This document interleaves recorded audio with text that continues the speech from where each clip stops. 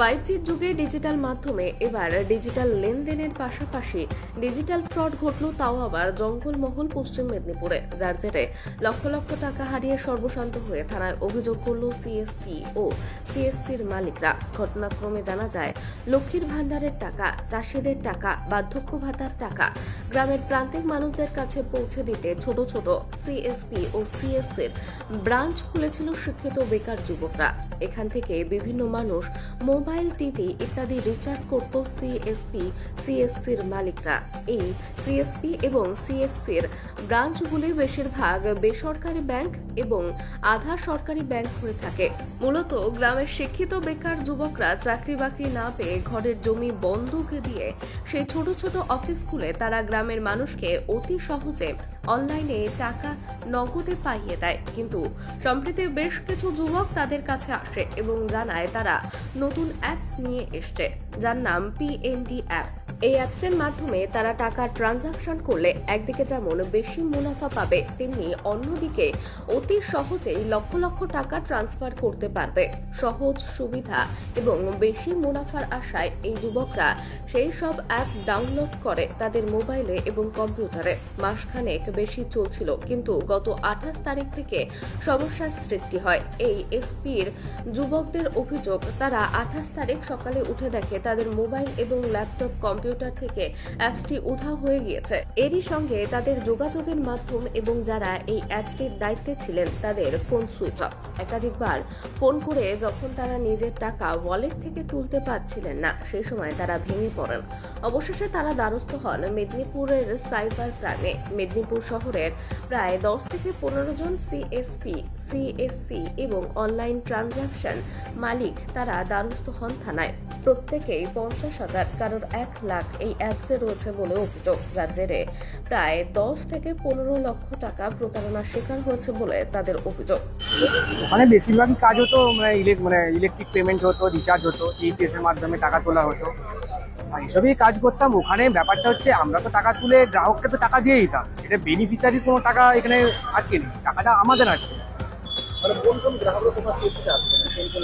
প্রত্যেকের, কারো হচ্ছে কৃষক, সবারই টাকা, কারো জমানো টাকা, গ্রামের সবার লক্ষ্মী ভাণ্ডার থেকে, কৃষক বন্ধু থেকে সবারই টাকা আমাদের কাছে তুলতো গ্রামের মানুষ। এবার কি আমরা কি করতাম, প্রত্যেকদিন যে টাকাটা তোলা হতো তাদেরকে তো আমরা পেমেন্ট করেই দিতাম। এবার সেই টাকাটা আমরা রাত্রিবেলায় সেটেলমেন্ট, আমাদের ব্যাংক অ্যাকাউন্টে সেটেলমেন্ট করতাম। তারপর যেটা আমরা ব্যাংক থেকে আমরা টাকা তুলে আবার পুনরায় পরের দিন বিজনেস শুরু করতাম। আর তো রাত্রিবেলায় যখন সেটেলমেন্ট করতে যাই তখনই পেন্ডিংয়ে পড়ে যায়, আমাদের টাকাগুলো পেন্ডিংয়ে পড়ে যায়। অ্যাপস দিয়েছিল পিএনডি পে এবং গুগল ভেরিফাইড, মানে প্লে স্টোর থেকে ডাউনলোড করেছিলাম। তারপরে 28 তারিখ সকাল থেকেই ওটা প্লে স্টোর থেকে ওটা অটোমেটিকলি উধাও হয়ে যায়। আর হচ্ছে ওখানে আর একটা খুলছিল না। আর যখন ফোন করি তখন ডিস্ট্রিবিউটারও ফোন ধরছে না, আর ডিস্ট্রিক্ট ম্যানেজার যে ছিল সেও ফোন ধরছে না, রোহিত মন্ডল নামে। এবার হচ্ছে কি, এবার বেশিরভাগই যখন দেখছি যে একটা বাস্তবে একটা গ্রামের দিকে আমরা ছেলে 10 টাকার জায়গায় যদি 12 টাকা ইনকাম হয়, সবাই আমরা চাইবো যে একটু ভালোভাবে কাজ করে নিতে। গিয়ে আমি সাইবার ক্রাইমে যে অবজেকশন করেছি, যার মেমো নাম্বার হচ্ছে প্রায় 50 মতন। অ্যাপসের মাধ্যমে স্ক্যাম? হ্যাঁ, এটা অ্যাপসের মাধ্যমে স্ক্যাম বললেই হয়, কিন্তু ব্যাপারটা হচ্ছে সব যতগুলোকে টার্গেট করেছে বেশিরভাগ সিএসপি গুলোকে টার্গেট করেছে, গ্রামীণ সিএসপি গুলোকে টার্গেট করেছে। যাই হোক, আমরা চাচ্ছি যে আর যাতে কেউ ফ্রড না হয়, আমরা দেখছি আমাদের টাকাটা যেমন উদ্ধার হয়ে যায়, এটি আমি বলছি। আমার নাম প্রীতম প্রদিয়ার, আমার হচ্ছে ধেড়ুয়াতে। বলছি, গতকাল সকালবেলা, মানে 28 তারিখ সকালবেলা আমি যখন একটা অ্যাপসে কাজ করি, আমি অ্যাকচুয়ালি এয়ারটেল পেমেন্ট ব্যাংকের এবং স্পাইস মানির আমি অথরাইজড এজেন্ট, এবং আমার ট্রেড লাইসেন্স আছে রশিদা ইনফোটেক। তো আমি কাজ করছি, হঠাৎ 9 তারিখে সন্ধ্যা 8টার সময় একজন ভদ্রলোক, নাম হচ্ছে রোহিত মন্ডল, ও বলছে আমি এখানে ডিস্ট্রিবিউটার নিয়েছি, আপনি শুনেছি আপনারা ভালো কাজ করছেন, তো আমাদেরটা কাজ করুন না।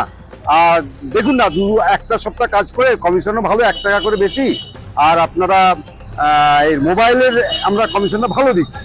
আমি বললাম যে আমি মোবাইলের কমিশনটাই আমি করব কাজ, আমি এইপিএস করব না। তো বলে ভদ্রলোকের কাছ থেকে উনি আমাকে আইডি দিলেন। আমার নাম সাফিউল আলম, রশিদা ইনফোটেকের আমি একজন ওনার।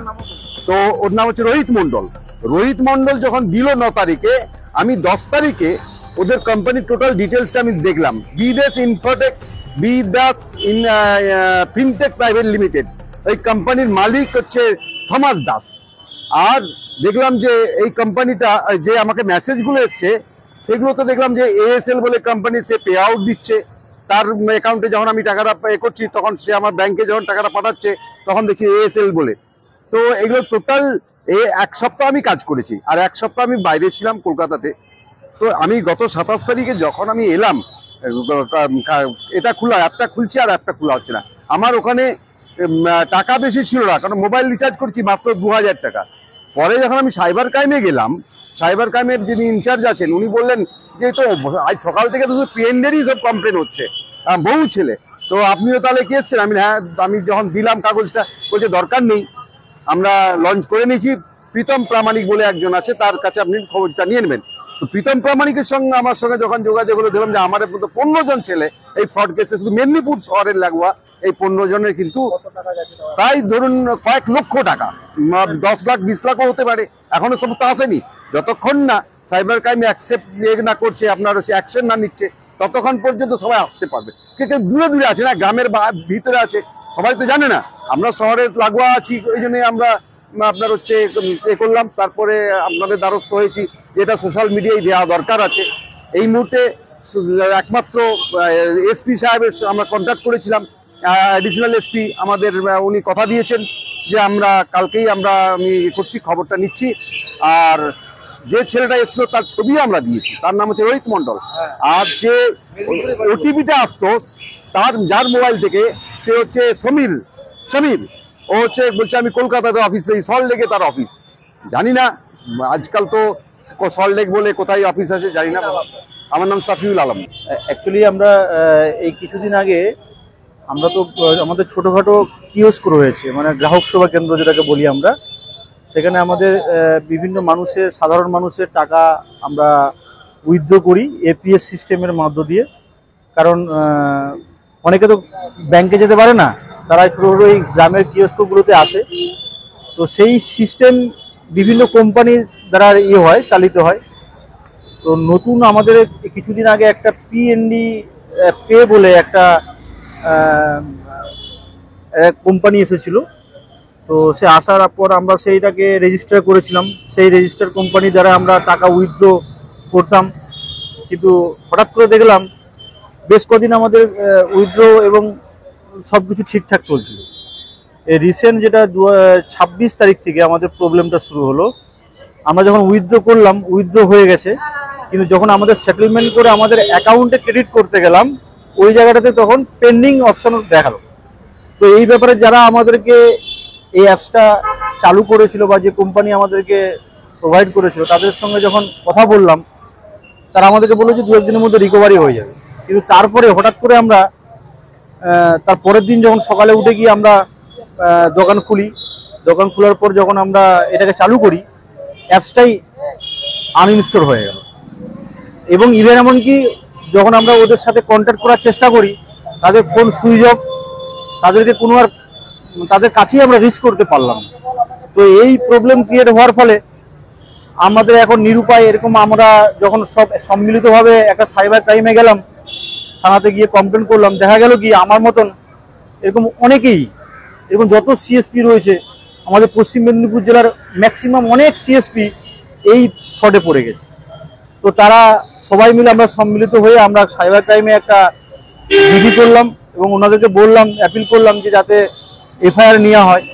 ওনারা বলল আমার নিয়ার অ্যাবাউট 50,000, এরকম প্রায় নিয়ার অ্যাবাউট ধরতে পারেন প্রায় 15 জনের মতন আমরা যারা দেখতে পাচ্ছি আপাতত যারা এসেছে। এরকম অনেকেই আছে যারা এখনো আসতে পারেনি, যারা দূরে যোগাযোগই করতে পারেন। থানায় বলেছে যে ঠিক আছে, আমরা এটা তদন্ত করছি, প্রথমে আমরা দেখি কোথায় কি হয়েছে, তারপরে আমরা আপনাদেরকে ইনফরমেশন দেব। এটা গ্রামের বিভিন্ন, যেমন যারা লক্ষ্মী ভান্ডার, যারা বার্ধক্য ভাতা, যারা বিভিন্ন ধরনের টাকা, কৃষক বন্ধুর যে টাকা বা কৃষক সম্মান নিধির যে টাকাগুলো পেয়ে থাকে, তারা আমাদের কাছে আসে, তুলি, তাদের টাকাগুলোকে আমরা ঠিকঠাকভাবে পে করি।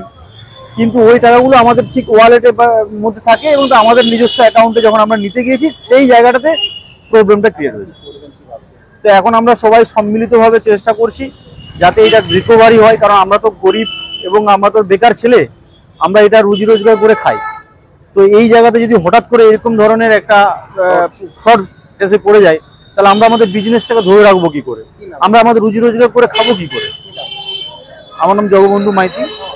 হ্যাঁ, পশ্চিম মেদিনীপুর থেকে শেখ ওয়ারশের রিপোর্ট, বিগ নিউজ।